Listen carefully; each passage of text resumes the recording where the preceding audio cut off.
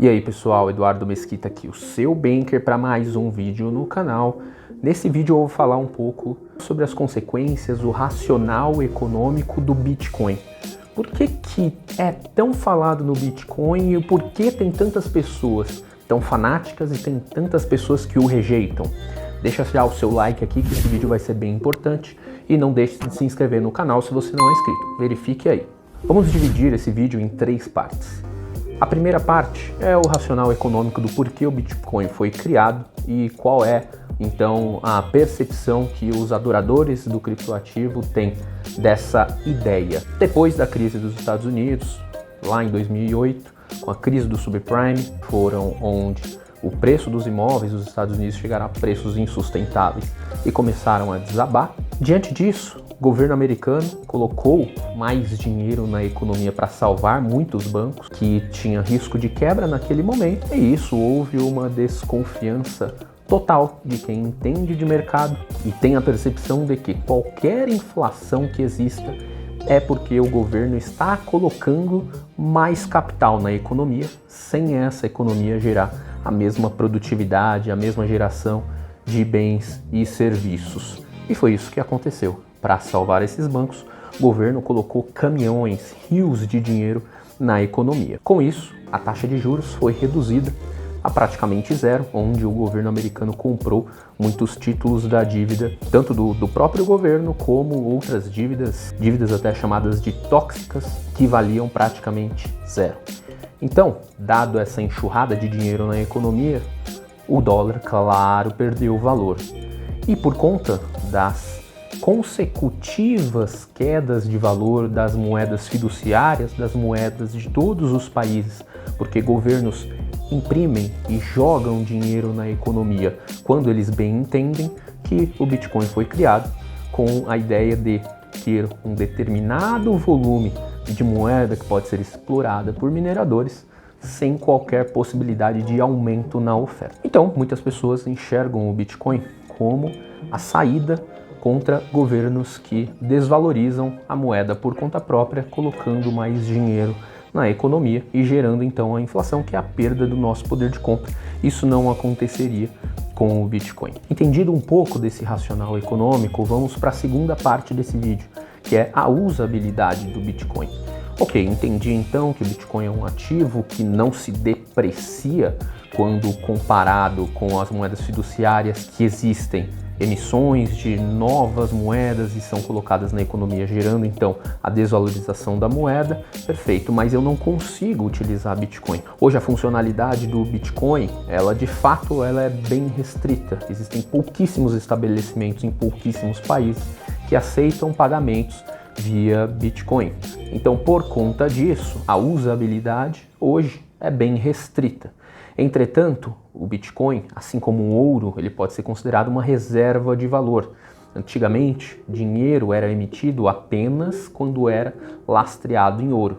A partir de determinado momento, isso não foi mais colocado em prática para que os governos pudessem ter o controle total de emitir dinheiro quando eles quisessem, sem estar dependente ali da produção de ouro ou da quantidade existente de ouro na economia. Então, isso faz com que o ouro seja um ativo que tenha um valor superior ao dólar.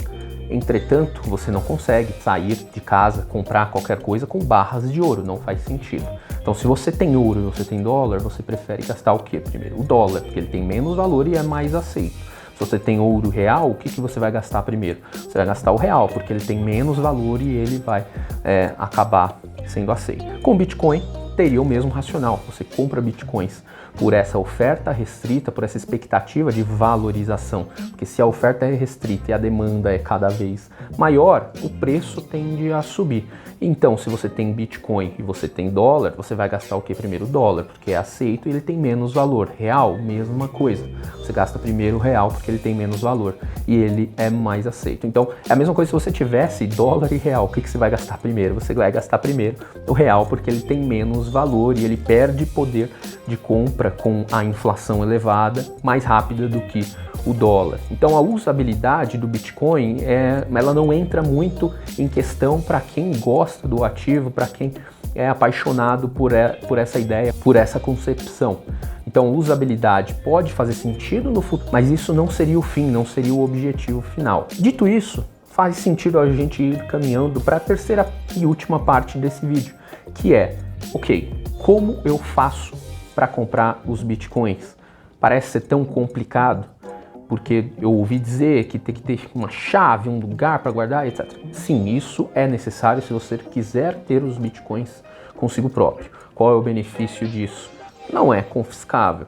Você não tem como, através de uma decisão arbitrária, você perder aquele ativo que você demorou tanto tempo para conquistar o recurso e comprá-lo. Afinal, se você tem a moeda com você e você transfere da corretora onde você compra para uma carteira, você tem total detenção daquele ativo que ele não precisa nem ter em qualquer lugar físico, basta você ter gravado as frases que você colocou como uma senha e aí você pode acessá-lo com qualquer conexão à internet em qualquer lugar do mundo. Então, em países de grande desvalorização do capital, com guerras e assim por diante, acaba sendo uma forma muito simples de você manter seu poder de compra e também manter a locomoção com recursos que você acabou adquirindo. Mas, de fato, é mais complicado e se você só quer se expor à valorização do Bitcoin, acredita no potencial de ganho e não quer ter toda essa dificuldade, você tem hoje a possibilidade então de investir em ETFs. ETFs são ativos que seguem o índice de Bitcoin, de criptoativos, que são negociados em bolsa de valores. Então você pode comprar com valores muito baixos, a partir de R$50, por exemplo, ETF de Bitcoin, que você vai estar comprando em reais e você vai ter a valorização do Bitcoin em reais, sem precisar comprar uma carteira, sem precisar gravar a senha, nem nada, ok? Você compra como se fosse uma ação na bolsa de valores. E tem até uma maneira ainda mais fácil, que é investir em fundos de investimentos, que são disponibilizados em diversas corretoras, plataformas de investimentos, que aí você não precisa nem abrir home broker, digitar nada, você só clica lá no nome do fundo, coloca investir, o valor que você quer investir e finaliza o processo. Qual que é o ponto negativo do fundo de investimentos? É que quando você quer vender, tem um prazo de cotização, demora ali 3, 4 dias para o recurso cair na sua conta depois dessa solicitação. Mas hoje facilitou muito você se expor nesse tipo de ativo. Lembrando que isso daqui não é uma recomendação de investimentos, eu estou apenas compartilhando o racional do porquê pode fazer sentido dependendo do seu perfil, dos seus objetivos, então analise isso primeiro que tudo. Analise também se você está inscrito aqui no canal e deixa o seu like, porque vai ser muito importante para que eu traga cada vez mais conteúdos aqui para vocês. Se vocês ainda têm dúvidas, deixa aqui nos comentários, porque eu tentei trazer um panorama muito simples, sem complicar nem nada, do porquê os criptoativos são tão falados, o Bitcoin principalmente, e o porquê pode fazer sentido a aquisição desse ativo. Um grande abraço e até o próximo vídeo.